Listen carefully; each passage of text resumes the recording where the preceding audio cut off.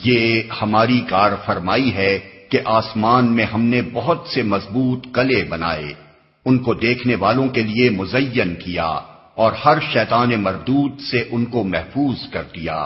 کوئی شیطان ان میں راہ نہیں پا سکتا الا یہ کہ کچھ سنگن لے لے، اور جب وہ سنگن لینے کی کوشش کرتا ہے تو ایک شعلہ روشن اس کا پیچھا کرتا ہے۔ یعنی جس طرح زمین کی دوسری مخلوقات زمین کے خطے میں مقید ہیں، اسی طرح شیاطین جن بھی اسی خطے میں مقید ہیں، عالم بالا تک ان کی رسائی نہیں ہے۔ اس سے دراصل لوگوں کی اس عام غلط فہمی کو دور کرنا مقصود ہے جس میں پہلے بھی عوام الناس مبتلا تھے اور آج بھی ہیں۔ وہ سمجھتے ہیں کہ شیطان اور اس کی ذریت کے لیے ساری کائنات کھلی پڑی ہے، جہاں تک وہ چاہیں پرواز کر سکتے ہیں۔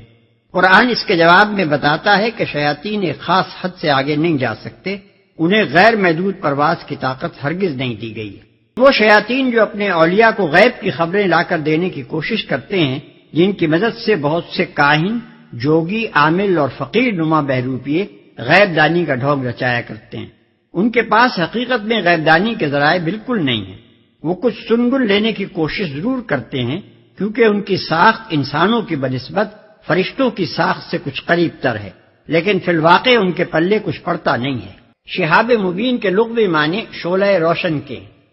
دوسری جگہ قرآن مجید میں اس کے لیے شہاب ثاقب کا لفظ استعمال ہوا ہے، یعنی تاریکی کو چھیدنے والا شعلہ۔ اس سے مراد ضروری نہیں کہ وہ ٹوٹنے والا تارا ہی ہو جسے ہماری زبان میں اصطلاحاً شہاب ثاقب کہا جاتا ہے۔ ممکن ہے کہ یہ اور کسی قسم کی شعائیں ہوں، مثلاً کائناتی شعائیں یعنی کاسمک ریز، یا ان سے بھی زیادہ شدید کوئی اور قسم جو ابھی ہمارے علم میں نہ آئی ہو۔ اور یہ بھی ممکن ہے کہ یہی شہاب ثاقب مراد ہوں جنہیں کبھی کبھی ہماری آنکھیں زمین کی طرف گرتے ہوئے دیکھتی ہیں۔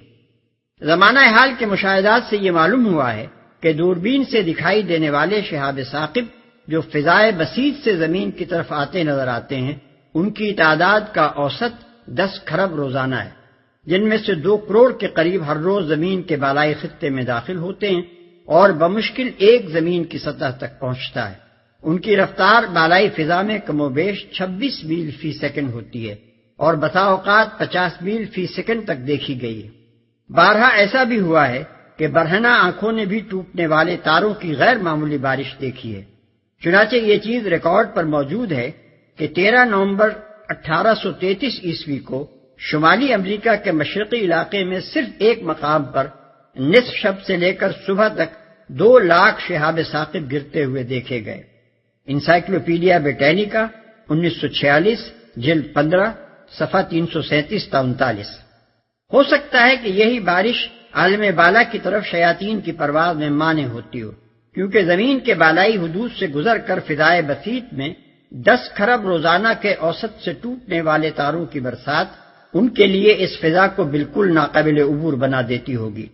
اس سے کچھ ان محفوظ قلعوں کی نوعیت کا اندازہ بھی ہو سکتا ہے جن کا ذکر اوپر ہوا ہے۔ بظاہر فضا بالکل صاف شفاف ہے، جس میں کہیں کوئی دیوار یا چھت بنی نظر نہیں آتی، لیکن اللہ تعالیٰ نے اسی فضا میں مختلف خطوں کو کچھ ایسی غیر مرئی فصیلوں سے گھیر رکھا ہے جو ایک خطے کو دوسرے خطوں کی آفات سے محفوظ رکھتی ہیں۔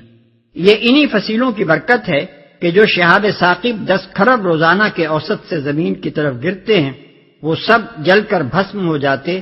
اور بمشکل ایک زمین کی سطح تک پہنچ سکتا ہے۔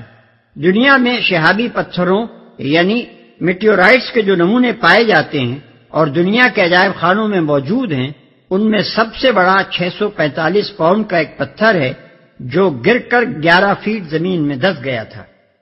اس کے علاوہ ایک مقام پر 36.5 ٹن کا ایک آہنی تودا پایا گیا ہے، جس کے وہاں موجود ہونے کی کوئی توجیہ سائنسدان اس کے سوا نہیں کر سکے ہیں کہ یہ بھی آسمان سے گرا ہوا ہے۔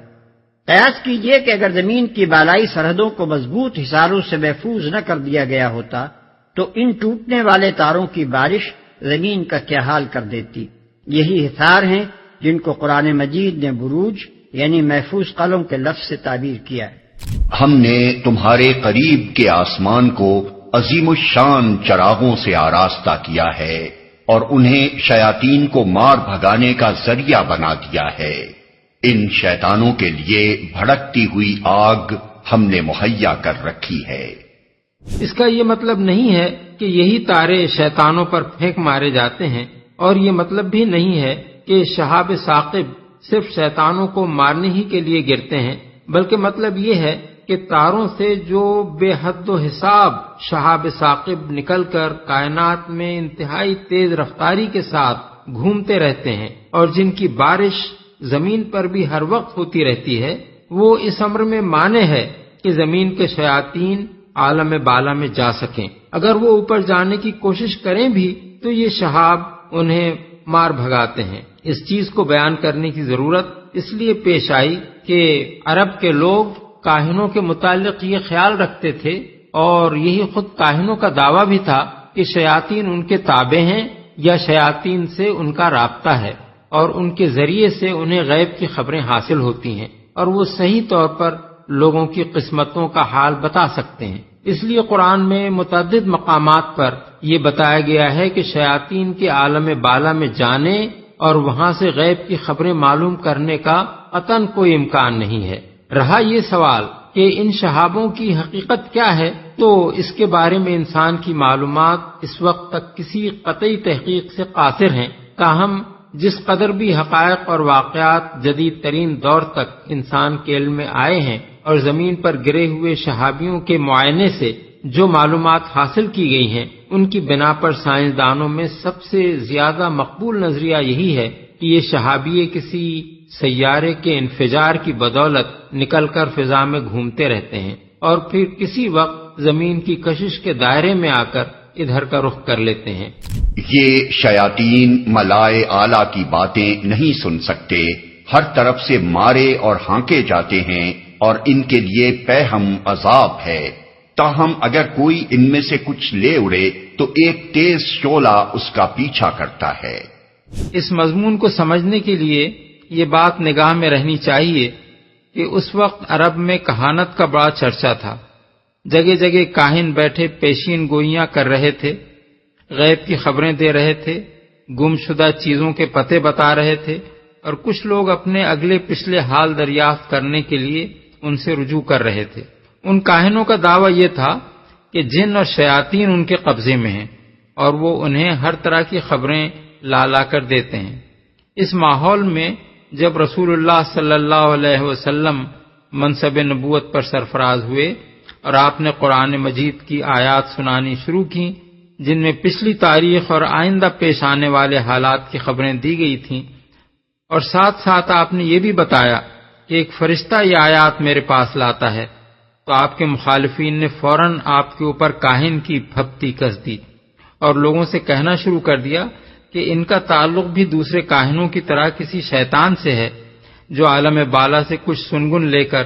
ان کے پاس آ جاتا ہے اور یہ اسے وحی الہی بنا کر پیش کر دیتے ہیں۔ اس الزام کے جواب میں اللہ تعالی یہ حقیقت ارشاد فرما رہا ہے کہ شیاطین کی تو رسائی ہی عالم بالا تک نہیں ہو سکتی، وہ اس پر قادر نہیں ہیں کہ ملائے اعلیٰ یعنی گروہ ملائکہ کی باتیں سن سکیں اور لا کر کسی کو خبریں دے سکیں، اور اگر اتفاقاً کوئی ذرا سی بھنک کسی شیطان کے کان میں پڑ جاتی ہے تو قبل اس کے کہ وہ اسے لے کر نیچے آئے ایک تیز شعلہ اس کا تعاقب کرتا ہے۔ دوسرے الفاظ میں اس کا مطلب یہ ہے کہ ملائکہ کے ذریعے سے کائنات کا جو عظیم الشان نظام چل رہا ہے وہ شیاطین کی دراندازی سے پوری طرح محفوظ ہے۔ اس میں دخل دینا تو درکنار، اس کی معلومات حاصل کرنا بھی ان کے بس میں نہیں ہے۔